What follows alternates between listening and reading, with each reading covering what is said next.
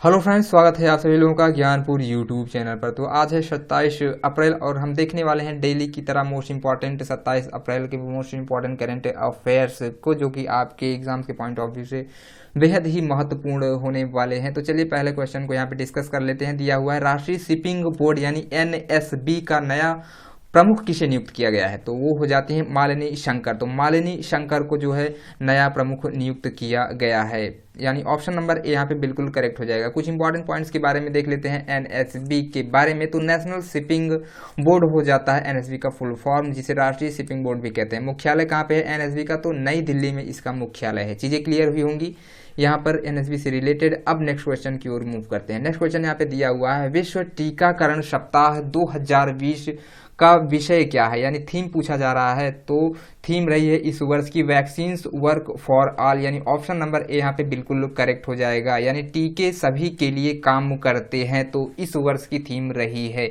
कुछ important points को यहाँ पे डिस्कस कर लेते हैं। तो प्रत्येक वर्ष अप्रैल महीने के अंतिम सप्ताह को विश्व टीकाकरण सप्ताह मनाया जाता है और इस साल विश्व टीकाकरण सप्ताह जो है 24 अप्रैल से 30 अप्रैल के बीच मनाया जा रहा है। तो चीजें यहाँ पे क्लियर हुई होंगी। कुछ और पॉइंट्स देख लेते हैं इससे रिलेटेड। तो इसके मनाए जाने का मुख्य उद्देश्य क्या है, तो अगर बात करते हैं इसे मनाया जाता है क्यों, तो सभी जो उम्र के लोग होते हैं उन्हें बीमारियों से सुरक्षा करने के लिए इन टीकों का उपयोग किया जाता है और इनके उपयोग को बढ़ावा दिया जाता है। यही इसका मुख्य उद्देश्य है ना। और प्रत्येक 16 मार्च को राष्ट्रीय टीकाकरण दिवस मनाया जाता है। चीजें क्लियर ही होंगी। अब बढ़ते हैं नेक्स्ट क्वेश्चन की ओर। नेक्स्ट क्वेश्चन यहाँ पे दिया हुआ है वर्चुअल अदालतों की सुविधा वाला कौन सा पहला राज्य बना है, तो बन गया है यूपी यानी उत्तर प्रदेश, यानी ऑप्शन नंबर यहाँ पे डी बिल्कुल करेक्ट हो जाएगा। तो यानी वर्चुअल अदालत की सुविधा अब उत्तर प्रदेश राज्य सरकार के द्वारा प्रदान की जाएगी। अब कुछ और भी मोस्ट इंपॉर्टेंट फैक्ट्स देख लेते हैं इस क्वेश्चन से रिलेटेड, जो कि बेहद ही महत्वपूर्ण है। तो वर्चुअल अदालत की आवश्यकता क्यों पड़ी है यूपी सरकार को, तो देख लेते हैं इस बारे में। तो जो कोरोना वायरस महामारी के खिलाफ जारी लड़ाई के बीच इलाहाबाद उच्च न्यायालय ने वीडियो कॉन्फ्रेंसिंग के जरिए अदालती कार्यवाही को सुगम बनाने के लिए पहल की है। तो अदालत जो कार्यवाही है उस कार्यवाही में बाधा उत्पन्न ना हो, इसलिए इसका जो है इस प्रोग्राम की स्टार्टअप जो है यूपी सरकार के द्वारा किया गया है। और यहाँ पे और कुछ इंपॉर्टेंट पॉइंट्स देख लेते हैं। तो उत्तर प्रदेश सॉफ्टवेयर आधारित वर्चुअल अदालतों वाला पहला राज्य बन गया है। तो पहला राज्य बन गया है, इसलिए ये क्वेश्चन आपके लिए प्राथमिकता रखता है। तो है ना, इस पॉइंट को आप लोग अच्छे से याद कर लीजिए। अब देख लेते हैं यूपी से रिलेटेड कुछ इंपॉर्टेंट फैक्ट्स के बारे में। तो यूपी की राजधानी की बात कर लेते हैं। तो लखनऊ यहाँ की राजधानी हो जाती है। मुख्यमंत्री की बात करते हैं तो योगी आदित्यनाथ, जो कि बीजेपी पार्टी से हैं। गवर्नर यहाँ के आनंदीबेन पटेल हैं। उत्तर प्रदेश उच्च न्यायालय का नाम इलाहाबाद उच्च न्यायालय है और मुख्य न्यायाधीश यहाँ के कौन है, तो गोविंद माथुर जी यहाँ के उच्च जो है मुख्य न्यायाधीश हो जाते हैं।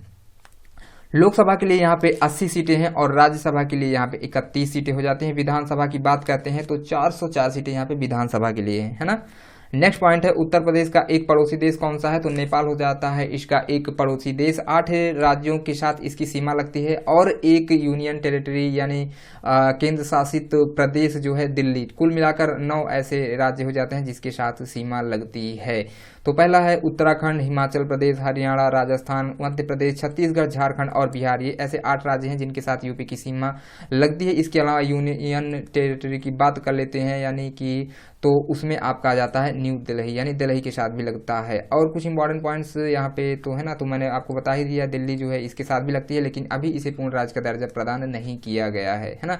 अब बढ़ते हैं आगे और नेक्स्ट क्वेश्चन यहाँ पे दिया हुआ है किस राज्य सरकार ने संपर्क दीदी मोबाइल ऐप को लॉन्च किया है, तो यह संपर्क दीदी मोबाइल ऐप लॉन्च कर दिया गया है उत्तराखंड राज्य सरकार के द्वारा, यानी ऑप्शन नंबर डी यहाँ पे बिल्कुल करेक्ट हो जाएगा। कुछ इंपॉर्टेंट पॉइंट्स के बारे में डिस्कस कर लेते हैं है ना। तो जो कोरोना वायरस महामारी के कारण लॉकडाउन लगा हुआ है उससे जो है बच्चों की पढ़ाई काफ़ी प्रभावित हो रही है। तो यह पढ़ाई कंटिन्यू चलती रहे, इसीलिए जो है इस संपर्क जो है दीदी मोबाइल ऐप को लॉन्च किया गया है, जो कि उत्तराखंड राज्य सरकार के द्वारा शुरू किया गया है। यानी बच्चे जो है अब घर बैठकर पढ़ाई कर सकें, इसीलिए उत्तराखंड राज्य सरकार ने छात्रों के लिए संपर्क दीदी मोबाइल ऐप को लॉन्च किया है। अब बात आती है यहाँ पे उत्तराखंड राज्य की, तो उससे रिलेटेड कुछ इंपॉर्टेंट पॉइंट्स यहाँ पे हम डिस्कस कर लेते हैं। तो राजधानी उत्तराखंड उत्तराखंड की देहरादून है और मुख्यमंत्री यहाँ के त्रिवेंद्र सिंह रावत जो कि बीजेपी पार्टी से जुड़े हुए हैं। गवर्नर की बात कर लेते हैं तो बेबी रानी मौर्य यहाँ के गवर्नर हो जाती हैं और उत्तराखंड के जो उच्च न्यायालय के मुख्य न्यायाधीश हैं वो हो जाते हैं रमेश रंगनाथन। तो और बात कर लेते हैं स्थापना कब की गई थी, तो 9 नवंबर 2000 में यह यूपी से अलग होकर के अलग राज्य के रूप में सामने आया। और उत्तराखंड के जो 3 पड़ोसी राज्य हैं, हिमाचल प्रदेश हो गया, हरियाणा, उत्तर प्रदेश, ये इसके 3 पड़ोसी राज्य हैं। उत्तराखंड के 2 पड़ोसी देश कौन कौन से, तिब्बत हो गया और नेपाल, इसके 2 पड़ोसी देश हो जाते हैं। अब बढ़ते हैं आगे, और भी कुछ इंपॉर्टेंट पॉइंट्स यहाँ पे दिया हुआ है, तो बात करते हैं इन सभी पॉइंट्स के बारे में। तो दिया हुआ है उत्तराखंड में लोकसभा की सीटें कितनी है, तो 5 सीटें लोकसभा के लिए हैं। राज्यसभा के लिए कितनी सीटें हैं, तो 3 सीटें उत्तराखंड में राज्यसभा के लिए हो जाती हैं। विधानसभा की अगर बात कर लेते हैं तो यहाँ पे 71 यानी 71 सीटें विधानसभा के लिए हैं। अब बात करेंगे उत्तराखंड की प्रमुख झीलों के बारे में। यहाँ से क्वेश्चंस आपके एग्जाम्स में काफ़ी बनते हैं, इसलिए इस पॉइंट को यहाँ पे आपको इंक्लूड करके बताया जा रहा है। तो उत्तराखंड में प्रमुख जो झीलें पाई जाती हैं उनमें फेमस झील है आपकी नैनीताल हो गया, डोडी ताल झील हो गया, भीमताल झील हो गया, सात ताल झील हो गया, राकस ताल झील हो गया, माला ताल झील हो गया, देवताल झील, खुरपा ताल झील, झिलमिल ताल झील, द्रोण सागर झील और गिरताल झील, श्यामा लाताल झील हो गया और रूपकुंड झील हो गया, सतताल जो है सतताल ले झील भी यहीं पे है और नौकी छियाल झील भी यहीं पर है, पाई जाती है ना।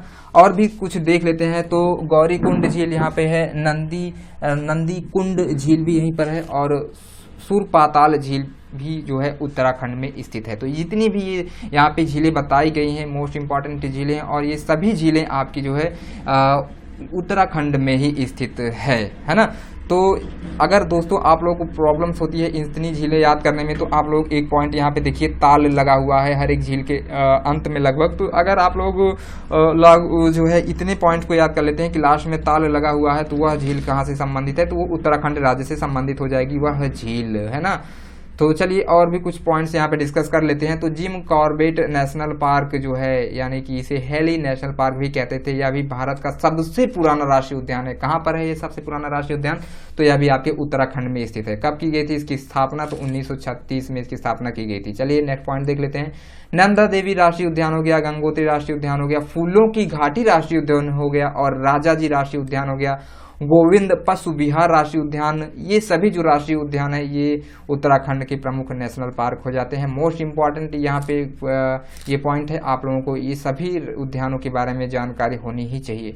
नेक्स्ट पॉइंट यहाँ पे है भारत का सबसे ऊंचा बांध जो कि टिहरी बांध है, यह भी उत्तराखंड में स्थित है। किस नदी पर बात कर लेते हैं, तो यह भागीरथी नदी पर बना हुआ है और उत्तराखंड में आप लोगों को पता ही है यह बांध स्थित है। मोस्ट इम्पॉर्टेंट है ये क्वेश्चन दोस्तों, आप लोगों को याद होना ही चाहिए।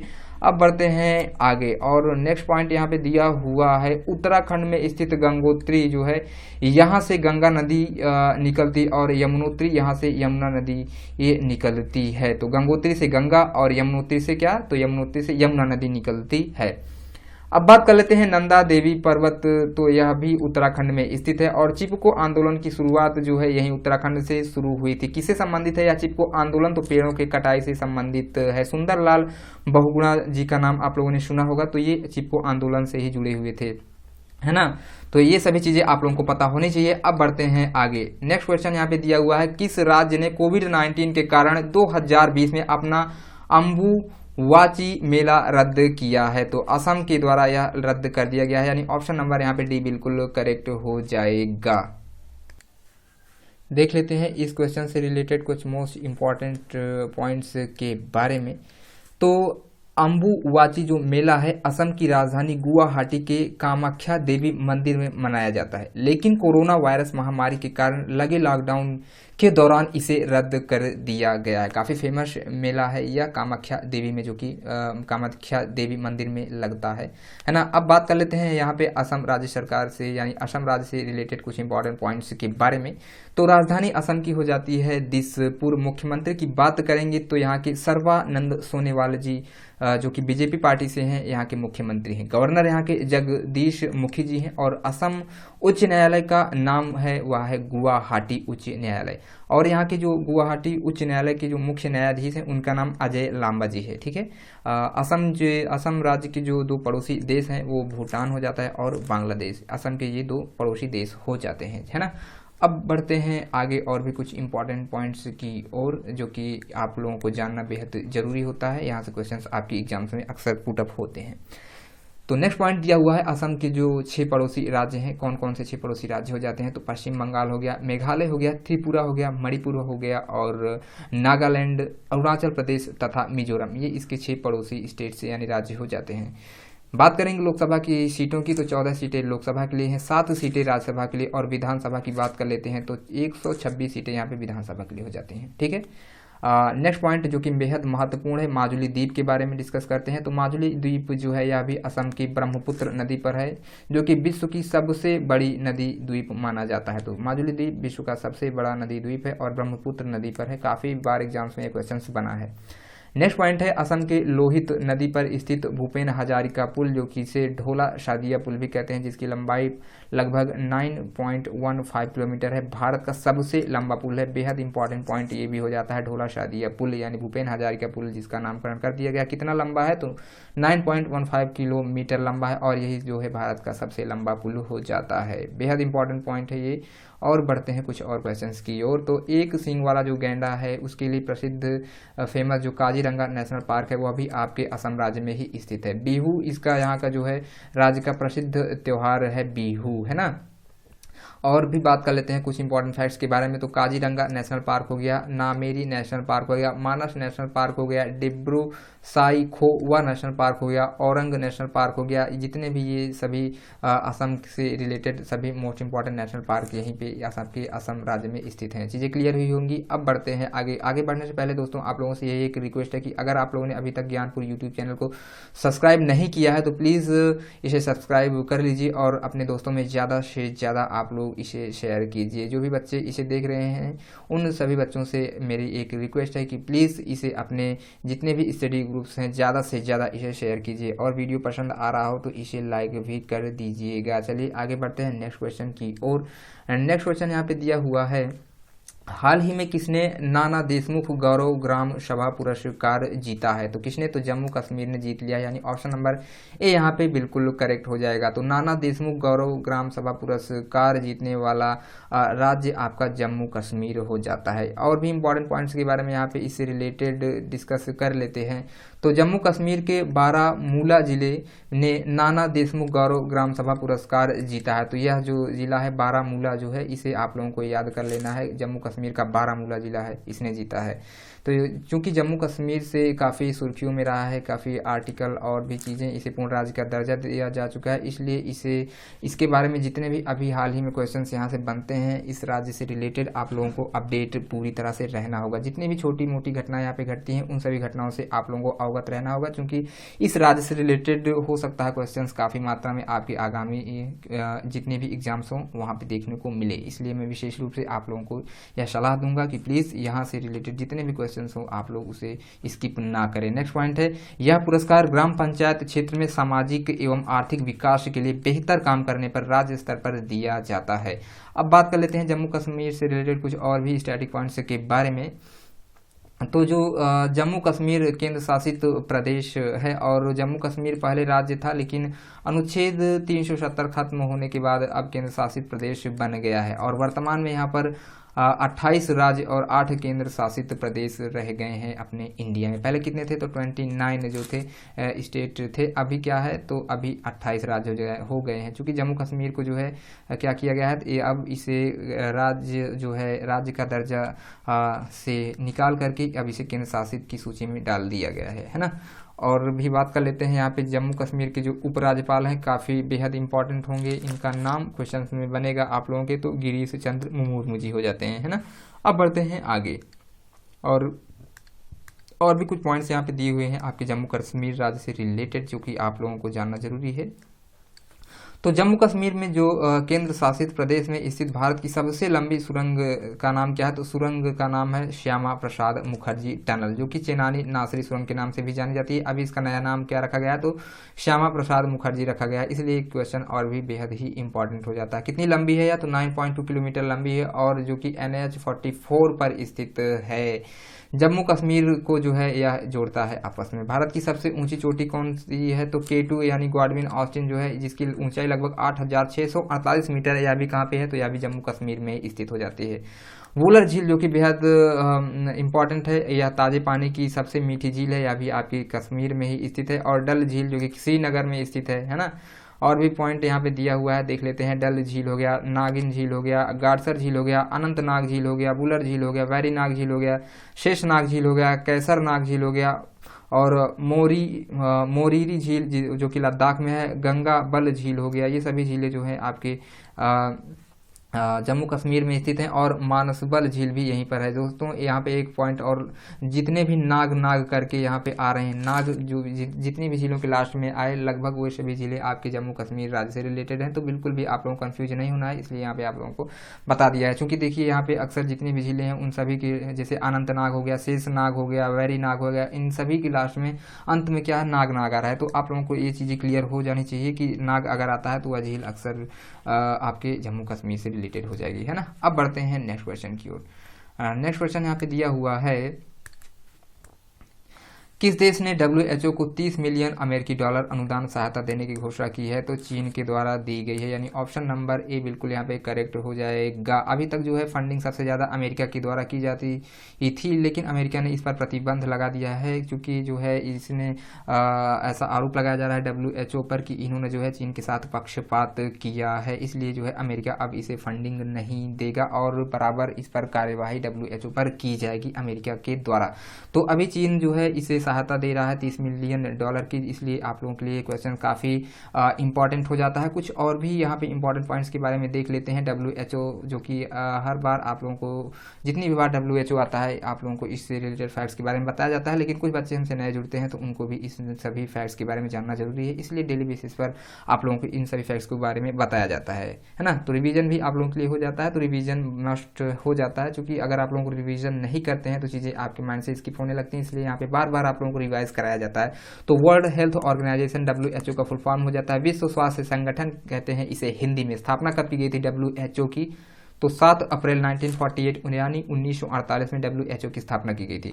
मुख्यालय कहाँ पर है? तो जिनेवा यानी स्विट्जरलैंड में WHO का मुख्यालय है और अध्यक्ष इसके टेड्रोस एडहानोम हो जाते हैं। चीज़ें क्लियर हुई होंगी। और भी देख लेते हैं चाइना के बारे में, तो यह एशिया महाद्वीप में स्थित हो जाता है। और भी पॉइंट्स यहाँ पे चाइना के बारे में दिया गया है। तो चीन और भारत के बीच अगर बात कर लेते हैं कौन सी इंटरनेशनल लाइन है, तो मैकमोहन रेखा जो है इंटरनेशनल बॉर्डर बनाती है आपके इंडिया और चाइना के बीच में। चीन की सबसे लंबी नदी जो है यांगसी है और यही जो है एशिया की सबसे लंबी नदी है। इसकी लंबाई की बात कर लेते हैं तो 6300 किलोमीटर की लंबाई इसकी हो जाती है यांगसी नदी की, है ना।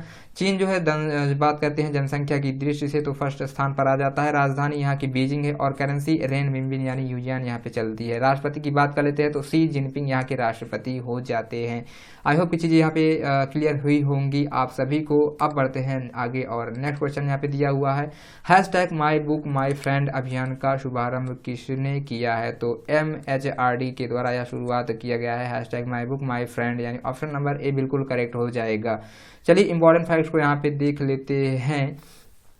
तो जो कोरोना वायरस महामारी फैली हुई है, यानी कोरोना वायरस की वजह से लगे लॉकडाउन के दौरान छात्रों को पढ़ने की आदत बनी रहे, इसीलिए #MyBook या BookMyFriend अभियान जो कि हमारे देश के केंद्रीय मानव संसाधन विकास मंत्री रमेश पोखरियाल निशंक ने शुरू किया है। तो अब बात आ गई है MHRD के बारे में। तो MHRD का फुल फॉर्म आप लोगों को पता होगा ही, नहीं पता है तो यहाँ पे देख लीजिए, ministry of human resource development हो जाता है MHRD का फुल फॉर्म, जिसे मानव संसाधन विकास मंत्रालय भी कहते हैं। तो रमेश पोखरियाल निशंक जो है इस MHRD के जो है केंद्रीय मंत्री हैं। और स्थापना कब की गई थी? तो 1985 में और मुख्यालय इसका नई दिल्ली में स्थित हो जाता है। अब बढ़ते हैं आगे और नेक्स्ट क्वेश्चन यहाँ पे दिया हुआ है, हाल ही में बैंटर ब्लिट्ज कप यानी 2020 बैंटर ब्लिट्ज कप किसने जीता है? तो यह जीत लिया है अली रजा फिरोजा के द्वारा, यानी ऑप्शन नंबर यहाँ पे ए बिल्कुल करेक्ट हो जाएगा। तो 2020 का बैंटर ब्लिट्ज कप अली रजा फिरोजा के द्वारा जीत लिया गया है। कुछ इंपॉर्टेंट पॉइंट्स के बारे में देख लेते हैं तो ईरान के शतरंज खिलाड़ी जो हैं ये अली रजा फिरोजा ने जो है नॉर्वे के मैग्नस कार्लसन को हराया है। तो अली रजा कहाँ किस देश के हैं, तो यह ईरान के हैं। किसे हराया है, तो मैग्नस कार्लसन को इन्होंने हरा दिया है। किस देश के थे मैग्नस कार्लसन, तो ये थे नॉर्वे देश के। चीजें क्लियर हुई होंगी इस क्वेश्चन से रिलेटेड। अब बढ़ते हैं आगे और नेक्स्ट क्वेश्चन यहाँ पे दिया हुआ है, भारत में लॉकडाउन लर्नर्स यानी लॉकडाउन लर्नर्स सीरीज किसने शुरू की है, तो यूएनओडीसी के द्वारा इसे शुरू किया गया है, यानी यूएनओडीसी के द्वारा यह लॉकडाउन लर्नर्स सीरीज शुरू की है, यानी ऑप्शन नंबर बी बिल्कुल करेक्ट हो जाएगा। कुछ इंपॉर्टेंट पॉइंट्स के बारे में देख लेते हैं, इससे रिलेटेड होता क्या है यूएनओडीसी। तो यूएनओडीसी की फुल फॉर्म की बात कर लेते हैं तो इसका फुल फॉर्म हो जाता है United Nations office on drugs and crimes. चलिए कुछ और पॉइंट्स यहाँ पे देख लेते हैं। तो यूएनओडीसी ने लॉकडाउन लर्नर्स सीरीज का शुभारंभ किया गया है, यानी एजुकेशन फॉर जस्टिस के अंतर्गत इसकी शुरुआत की गई है ना। भारत के अध्यापक और छात्रों को संबोधित करने के लिए यूएनओडीसी ने लॉकडाउन लर्नर्स की जो सीरीज है इसकी शुरुआत की है ना, यानी छात्रों से रिलेटेड या आपकी यूएनओडीसी रिलेटेड हो जाती है। अभी आप लोगों को यूएनओडीसी के फुल फॉर्म के बारे में बता दिया गया है, एक बार फिर से देख लीजिए। United Nations office on drugs and crimes इसका फुल फॉर्म हो जाता है, जिसे हिंदी में संयुक्त राष्ट्र मादक पदार्थ एवं अपराध कार्यालय भी कहते हैं। स्थापना 1997 में की गई थी, मुख्यालय इसका वियना यानी ऑस्ट्रिया में स्थित हो जाता है। चीजें क्लियर हुई होंगी आपकी यूएनओडीसी से।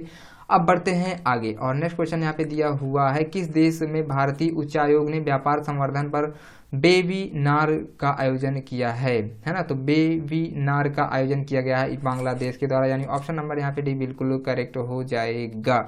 और कुछ इंपॉर्टेंट पॉइंट्स के बारे में जो है देख लेते हैं इससे रिलेटेड। तो बांग्लादेश में स्थित भारतीय उच्चायोग और भारतीय Bangladesh chambers of commerce and industries यानी IBCCI ने संयुक्त रूप से व्यापार संवर्धन पर एक वेबिनार का आयोजन किया है। अब बात करेंगे यहाँ पे बांग्लादेश से रिलेटेड कुछ इंपॉर्टेंट पॉइंट्स के बारे में जो कि आप लोगों को पता होना चाहिए।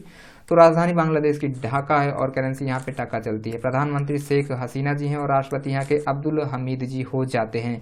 गंगा नदी को क्या कहते हैं बांग्लादेश में, तो पद्मा के नाम से जाना जाता है गंगा नदी को बांग्लादेश के में, है ना। चीजें क्लियर हुई होंगी इस क्वेश्चन से रिलेटेड। अब बढ़ते हैं और भी कुछ पॉइंट्स को देख लेते हैं। तो बांग्लादेश जो है भारत के साथ सबसे लंबी बाउंड्री शेयर करता है। जिस कितनी लंबी बाउंड्री है, तो लगभग 4096 किलोमीटर की बाउंड्री शेयर करता है या भारत के साथ। बांग्लादेश के 5 पड़ोसी राज्य जो कि भारत से जुड़े हुए हैं, यानी भारत के 5 पड़ोसी राज्य हैं, यानी भारत के यानी अपने इंडिया के 5 पड़ोसी राज्य हैं। कौन कौन से जो कि बांग्लादेश को छूते हैं, तो पश्चिम बंगाल हो गया, आसाम हो गया, मेघालय हो गया, त्रिपुरा और मिजोरम। यही 5 स्टेट्स हैं जो कि बांग्लादेश से टच करती हैं। अब बढ़ते हैं नेक्स्ट क्वेश्चन की ओर। नेक्स्ट क्वेश्चन यहाँ पे दिया हुआ है, हाल ही में कहाँ पर serve the seniors initiative helpline सेवा शुभारंभ किया गया है। तो जम्मू कश्मीर में सर्व द सीनियर्स इनिशिएटिव की सुविधा जो है इसकी शुभारंभ किया गया, यानी ऑप्शन नंबर यहाँ पे बिल्कुल करेक्ट हो जाएगा। इंपॉर्टेंट पॉइंट्स को यहाँ पे देख लेते हैं। तो इस हेल्पलाइन का जो उद्देश्य है